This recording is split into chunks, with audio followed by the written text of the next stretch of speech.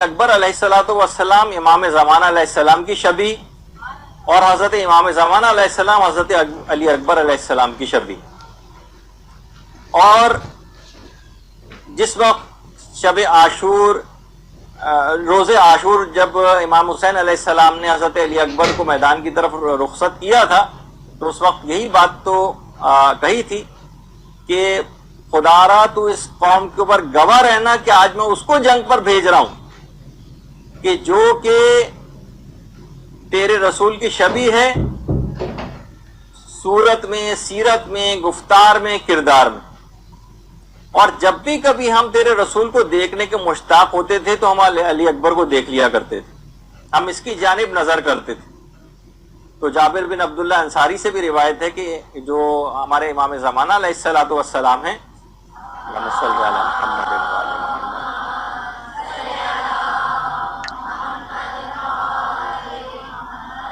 وہ رسول اللہ کے ہم نام بھی ہیں اور ان کی ہم کنیت بھی ہیں،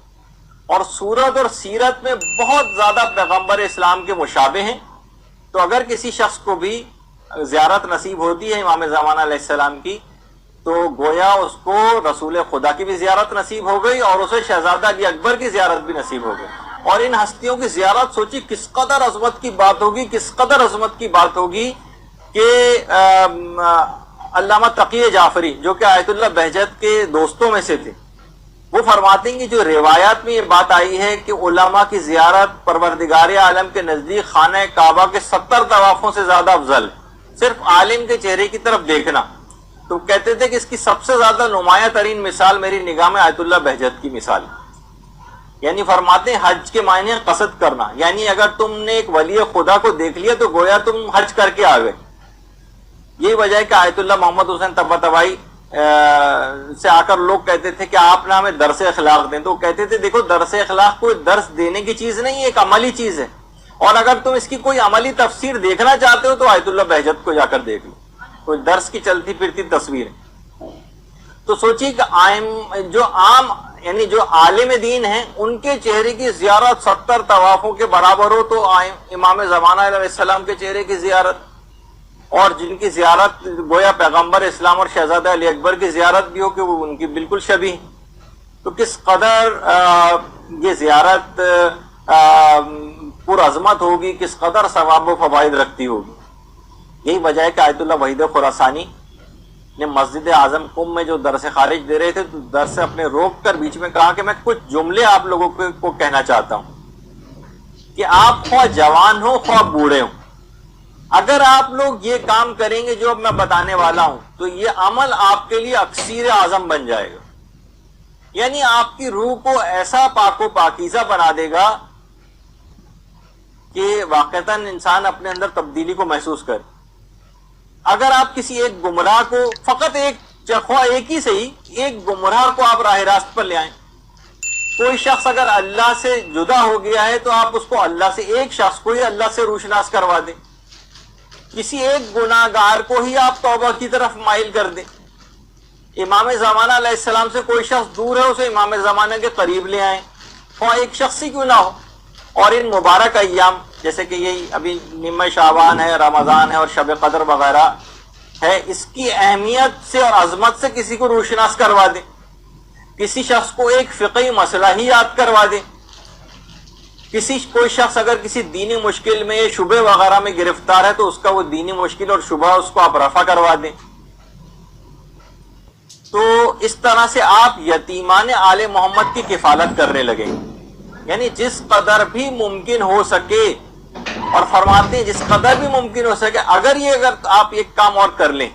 یہ بھی عمل آپ کو امام کا منظور نظر بنا دے گا، آپ کی روح کے لیے اکسیر اعظم بن جائے گا، اور وہ ہے ایک مکمل قرآن پڑھ کر امام زمانہ کی خدمت میں ہدیہ کریں.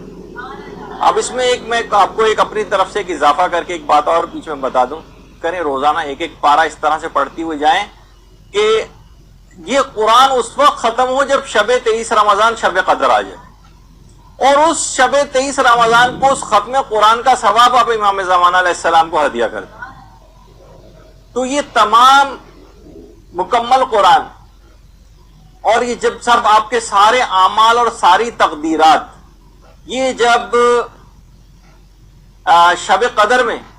امام زمانہ علیہ السلام کی خدمت میں پہنچیں گے، سوچیں گے اس تحفے سے امام کس قدر خوش ہوں گے۔ اور آیت اللہ وحید خراسانی ایک اور بات فرماتے ہیں کہ اگر آپ نے ایک قرآن امام زمانہ کو ہدیہ کیا تو فرماتے ہیں کہ آپ کو معلوم ہے کہ اس کی کیا معنی ہے؟ ایک قرآن اگر آپ نے امام زمانہ کو ہدیہ کیا گویا آپ نے 1,24,000 انبیاء کو قرآن ہدیہ کیا۔ 1,24,000 انبیاء کو قرآن ہدیہ کرنے کا ثواب آپ کو ملتا۔ اور تو بہرحال آیت اللہ وحید خراسانی نے ایک بات اور فرمائی کہ اگر آپ تلاوت قرآن کو ہدیہ کرنا چاہیں امام کو تو انشاءاللہ آپ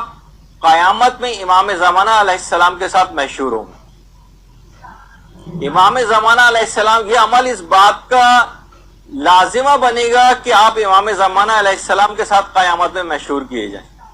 اور آپ کو پتہ ہے کہ اگر امام زمانہ کے ساتھ بھی کھڑے ہونے کی ہم میں صلاحیت پیدا ہو گئی تو ہمارا بیڑا پار ہو جائے گا قیامت کے روز۔ تو امام زمانہ کی ایسی لطف اور ایسی عنایت اس تلاوت قرآن یا اس ختم قرآن جو آپ ان کی خدمت میں پیش کرتی ہیں وہ آپ کو ایسا منظور نظر بنائے گی کہ وہ اپنے ساتھ قیامت کے روز بھی آپ کو اپنے ساتھ رکھے۔ اور یہ بھی بات بیان فرمائی کہ دیکھیے امام زمانہ جو ہیں وہ دنیا کا محور ہے، پوری دنیا ان کے گرد گھوم رہی، ان کے گرد چکر کاٹ رہی، تمام موجودات کا مرکز ہے امام زمانہ۔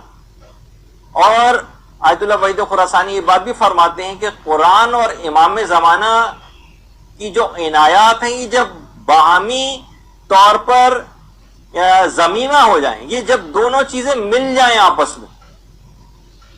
جب یہ دونوں چیزیں مل جائیں گی تو واقعتاً آپ کی روح کو فرماتے ہیں کہ معراج نصیب ہو جائے گی۔ اور ایک اور بات کہی کہ امام زمانہ علیہ السلام کی خدمت میں فرماتے ہیں کہ اگر کوئی اس بات کا عادی بن جائے،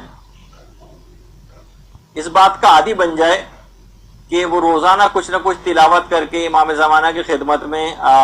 روانہ کرے، یہ ہدیہ روانہ کرے، تو فرماتے ہیں کہ دو چیزوں کے متعلق،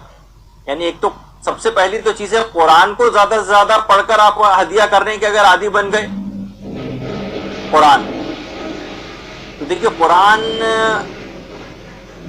کوشش کریں کہ زیادہ سے زیادہ قرآن کو اپنی زندگی میں روزانہ کی بنیاد پر اس کی کچھ تلاوت کریں اور امام زمانہ علیہ السلام کو اس کا ہدیہ کریں، بچوں کو بھی اس کا عادی بنائیں،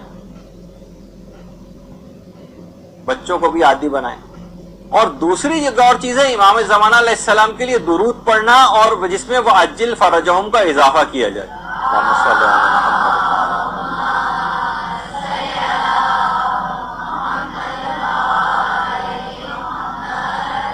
تو اس کے بہت زیادہ آثار معنوی یہ آپ کو محسوس ہوں گے، بہت زیادہ۔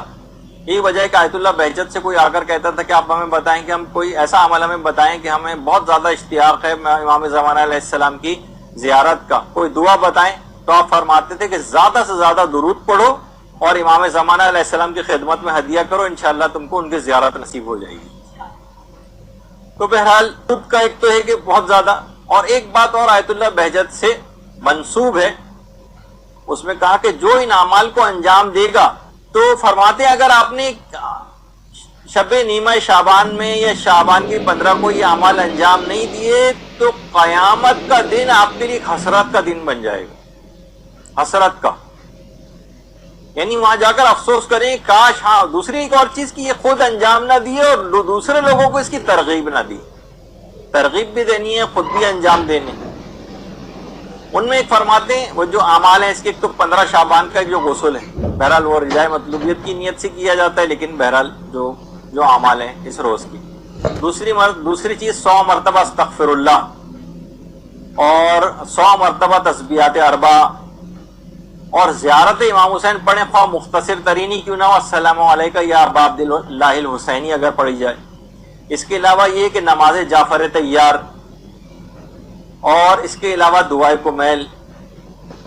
اور ظہور امام زمانہ علیہ السلام کے لیے، سلامتی کے لیے صدقہ دینا امام زمانہ کے لیے۔ ان کی سلامتی کے لیے صدقہ دینا، کہ لوگوں کو بھی اس کی ترغیب دلانی چاہیے،